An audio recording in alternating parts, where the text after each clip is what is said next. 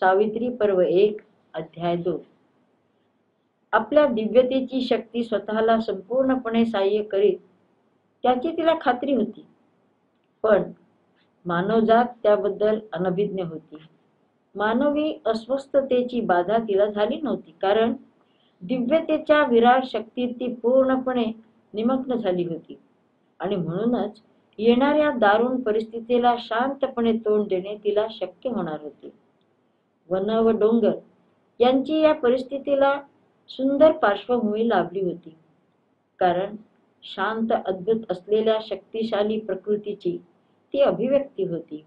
हे सौंदर्य आणि भव्योदात्तता यांच्या उभारीमुळे मानवी अस्वस्थतेच्या कंपनाचा तिला स्पर्शही होत नव्हता. अंतरीच्या प्रत्यक्ष आवश्यकतेच्या शक्तीने मानवी जीवनाचा जड अवजड साचा आणि बाह्य निकडीचा भारभूत पसारा अगदी साध्या आणि प्राथमिक प्राणिक गरजां इतपतच कमी केला गेला आणि मूळ पृथ्वीची प्रभावी विशालता आणि शांत वृक्षराजीची वर्धिष्णू अगणितता आणि आकाशमंडळाची ध्यानस्थ नीलम शांती आणि मंद गतीने जाणाऱ्या महिन्यांचे पवित्र गंभीर दर्पण यांना तिच्यामध्ये विचार आणि भगवंत यांच्यासाठीच सखोल आणि विशाल जागा ठेवलेली होती. तेथे तिच्या नाटकाची झगमगीत नांदी होती.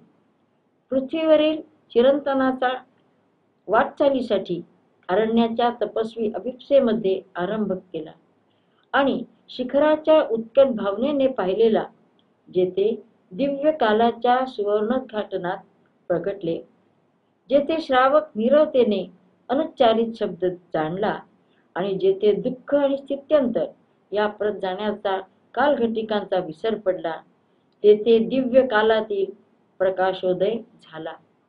प्रथमावताराच्या अद्भुततेची पुनरावृत्ती करीत, पृथ्वीच्या जड चक्र भ्रमणाची दिव्यानंदात परिणती करीत, दिव्य प्रेम हे पडछायेला दिव्य मृत्यूला लपवून ठेवीत तिच्या परत आले. भलेच की अन्यथा मृत्यूला त्याचे पूर्ण स्थान तिच्यामध्ये लाभले असते. पार्थिव जीवात्म्याच्या दिव्यता प्रगट होणाऱ्या आरंभापासून त्याच्या वंशाच्या अनंत विश्व प्रदीर्घ अग्निदिव्यामधून जाणाऱ्या पैकी कोणाही एकाने सुद्धा कधी काळी ही त्याचा तडाखा आपल्या अंगपांगात असणाऱ्या देवतेची ज्वलंत कसोटी आमच्या खोल भागावर उच्चस्त्रवावरून कोसळणाऱ्या विजेचा कडकडाट सहन केला नव्हता. सावित्री पर्व 1 अध्याय 2. मृत्यूपासून सुटका करून घेण्याचा मार्ग प्रेमाचा दाखविते हे येथे स्पष्ट केले गेले आहे, पण ते मानवी चेतनेत खोटारडेपणाने व्यक्त होणारे विकृत प्रेम नव्हे, तर आपल्या मूळ पवित्र स्वरूपातील प्रेम.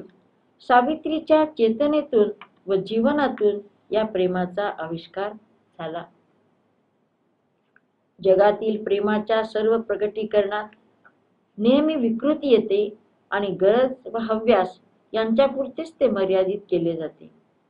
आपल्या साध्यासुध्या आणि निखळ शुद्धतेत प्रेमाची अभिव्यक्ती करण्यास मानवी चेतना प्रथमच सक्षम झाली. हे प्रेम जे संपूर्णतया दिव्य, सर्व तऱ्हेच्या वासनेपासून व सर्व प्रकारच्या स्वार्थी भावनेपासून, सर्व तऱ्हेच्या संकुचिततेपासून व अहंभावनेपासून मुक्त असणारे, प्रेमाच्या आनंदात रममाण होणारे आणि जे देवाणघेवाण एकाच कंपनाने सारे छेडले जाणारे, प्रेमाची ही सर्वोच्च शक्ती जगाचे परिवर्तन घडवून आणून दिव्य प्रगटीकरणासाठी त्याला सिद्ध करते. तिच्यामधील सर्वच काही उदात्ततेकडे निर्देश करीत होते. पृथ्वीच्या विशालतेच्या समीप स्वर्गाशी परिचित अशा तिच्या विशाल दृष्टी उदात्त द्रुतगती चैतन्याने ऐश्वर्याच्या आणि शांतीच्या जगामधून प्रवास करीत करीत अज्ञात वस्तूच्या दिव्य विचार मार्गावरून उंच उड्डाण मारले. आत्मसंस्थेत अप्रतिहत अशी इच्छाशक्ती अत्युत्कट होती. तिचे मन हे निर्मळ विशुद्ध अशा प्रांजलतेचा सागर होता. उत्कट भावप्रवाही होता. तथापि त्यामध्ये एकही गढूळ लाट नव्हती.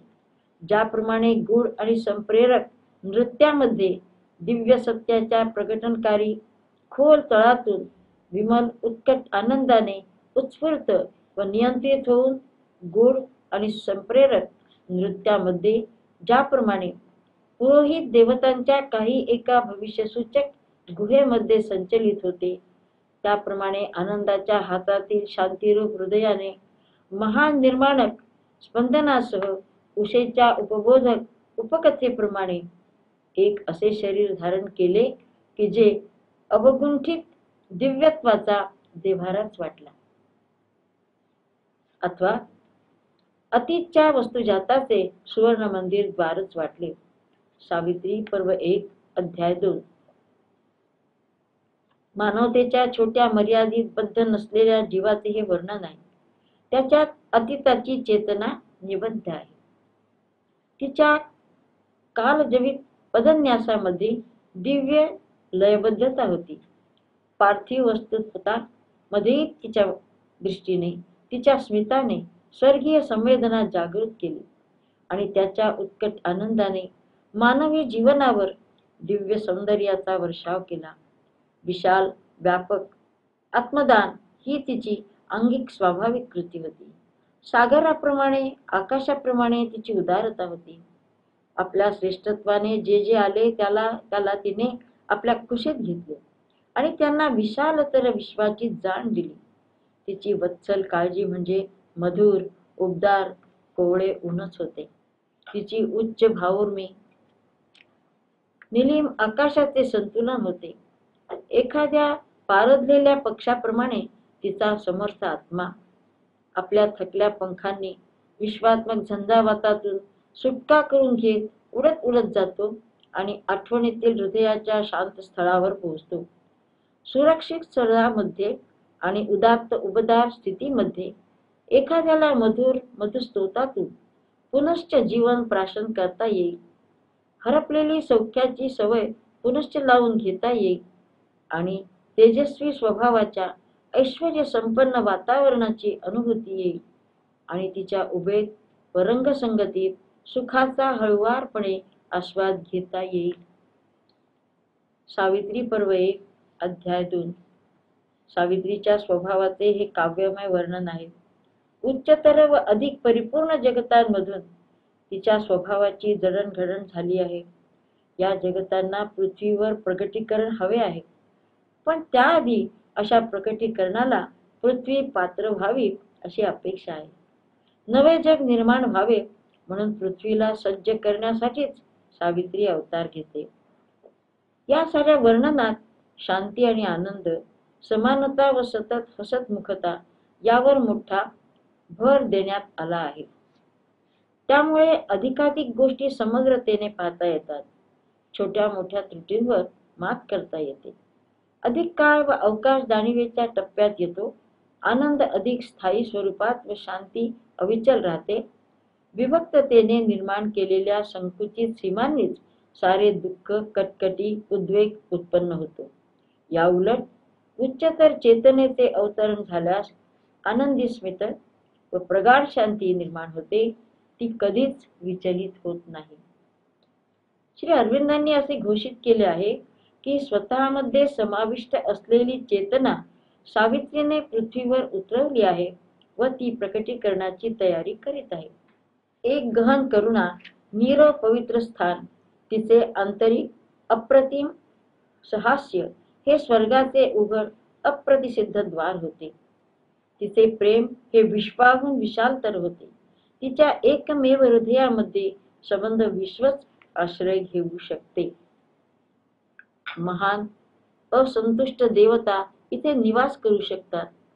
खुजट स्वयंच्या बंदिस्त वातावरणापासून रीती अशी तिची वृत्ती वस्तुजाताला दिव्य रूप देणाऱ्या त्याच्या उदात्ततर आत्मिक प्राणशक्तीला आश्रय देऊ शकते. एवढेच काय, तिच्या दऱ्याखोरी सुद्धा प्रकाशाची गुप्तस्थाने होती. एकाच वेळी ती स्तब्धता आणि एकरूप होती. स्वयं विस्तारक शांतीचा खंडप्रदेश, निष्कंप निश्चल आद्य अग्नीचा महासागरच. देवतांची शक्ती, शांती ही तिचीच होती. तिच्यामध्ये आपल्या स्वतःच्या सारखीच विशालता त्याला आढळली. उच्च, उबदार, सूक्ष्म अवकाशाचा त्याला पुन्हा शोध लागला आणि आपल्या स्वतःच्या घरामध्येच तो वावरत होता. तिच्यामध्ये त्याला स्वतःची चिरंतनता भेटली. सावित्री पर्व 1 अध्याय 2. जरी पृथ्वीवरील सर्व विपत्तींचे ओझे पेलण्याचे सावित्रीने मान्य केले, तरी मूळ दिव्य तत्वाचा प्रभाव इतका प्रचंड होता की सर्वोच्च चेतनेची दूतिका म्हणून तिच्यात असलेली सातत्यपूर्ण शांती, व्यापक समजूतदारपणा, वैश्विक प्रेम यात ती बदल करू शकत नव्हती. प्रकाशमय वलय ही तिची आद्य अट होती.